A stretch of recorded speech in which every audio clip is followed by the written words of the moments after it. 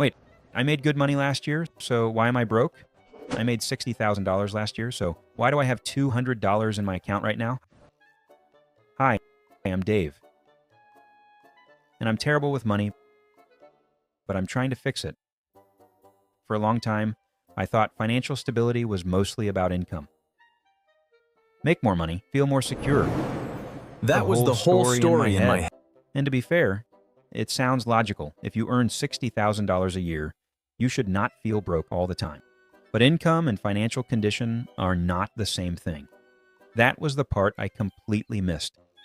I was staring at the salary number like it was supposed to automatically solve everything, while completely ignoring what happened after the paycheck landed. The formula that finally made this click for me was painfully simple. Income minus lifestyle equals your real financial state, not your salary, not your job title, not the number you tell yourself sounds respectable. The gap. It's not about how much you make, it's about the gap. If that gap is tiny or non-existent, you can earn decent money and still feel broke every month. And that's the part almost nobody wants to hear, because make more money feels easier than change how you live. And that was the uncomfortable realization. I wasn't just dealing with income. I was dealing with what happened to my money after it arrived, because money does not automatically become savings just because it lands in your account. If your lifestyle expands fast enough, your raise disappears before your bank balance ever has a chance to look healthy. And apparently I had built a lifestyle that was extremely efficient at eating paycheck. It was almost impressive if it hadn't been so financially stupid.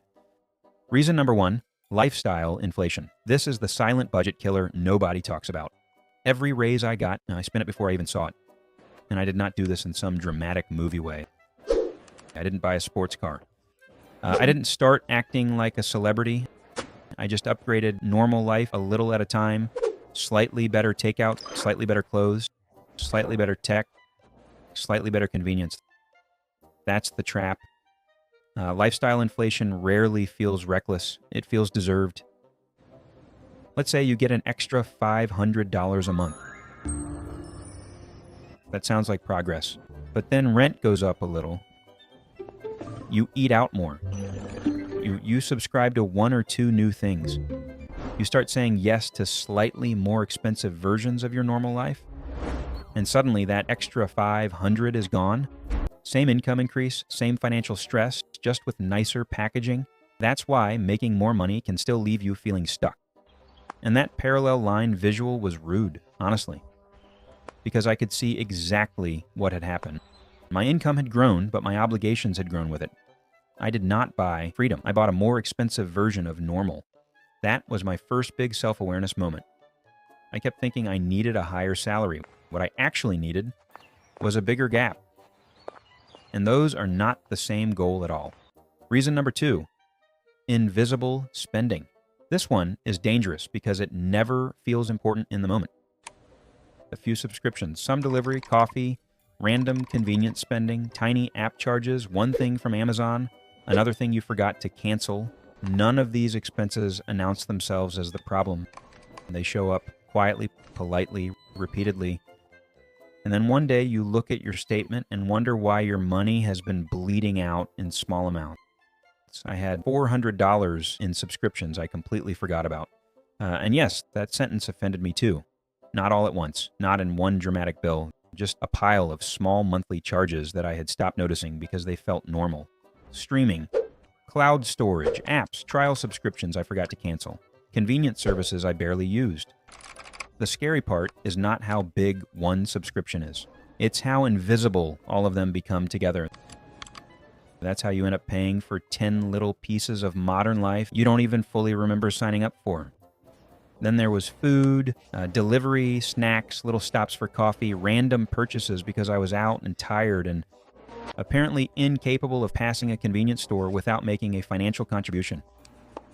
That stuff adds up incredibly fast because it doesn't feel like one decision. It feels like life. But life can get expensive when every small moment comes with a receipt, and I think that's why so many people miss it. The spending feels too ordinary to question. Until it's everywhere. That's why invisible spending is so effective. It hides inside routine. It hides inside convenience. It hides inside, it's just $10 logic. And if you repeat, it's just $10 enough times, eventually you have a monthly leak that feels way more serious than any one purchase ever did. The problem isn't usually one expensive thing. It's 100 forgettable things acting like a team. That was probably the most annoying truth in this whole video, because it described my life way too accurately. Reason number 3, no system. This one might be the least exciting reason, which is exactly why it matters so much. Money doesn't manage itself. Shocking, I know. If there's no plan for your paycheck, your money just goes wherever your habits send it. Bills first, impulses second, convenience third, regret later. That's basically how I was operating. Not with a system, with momentum. And the default system is always stronger than you think. If your money arrives in one account and just sits there, your spending habits will happily assign every dollar a job before you do.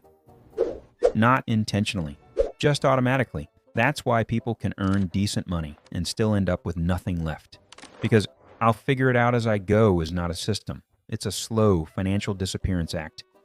And I lived in that exact system for way too long because it felt normal enough to keep going. I learned this in the most predictable way possible, by doing it myself. I got a raise once and immediately started buying things that matched the new version of me I thought I had become. Better clothes, more takeout, more convenience, a few upgrades that all felt small. At the time, it felt like I was finally enjoying the benefit of making more. Looking back, I was just pre-spending my raise with incredible efficiency. I had turned a financial improvement into a lifestyle expansion so quickly that the money never even had a chance. That's why this topic hit me so hard. I was not broke because I made no money. I was broke because I had built a system where extra money disappeared into lifestyle upgrades, invisible spending, and zero structure. And once I saw that clearly, it became impossible to keep telling myself the old story that the next raise would magically fix everything. It wouldn't. Not if the gap stayed the same. More money going into the same broken system just means more money leaking out of it. So here are the 3 steps that actually help. First, calculate your real expenses from the last month. Not the version you guess in your head, the real one. Second, cancel one subscription you don't actually use. Just one. Start there. Third, set up an automatic transfer to savings on payday before your lifestyle gets first pick. The fix isn't making more, it's keeping more. So if you make decent money and still feel broke, the answer might not be what you think. It might not be your income. It might be the gap. Lifestyle inflation, invisible spending, no system. That combination can quietly destroy financial stability at almost any income level if you let it. And the frustrating part is that it all looks normal while it's happening. That's why so many people stay confused for so long. Change those and things start to move. Not overnight, not magically, but enough to finally feel like your paycheck is building something instead of just disappearing. If this felt a little too familiar, subscribe and hit like. I'll see you in the next one.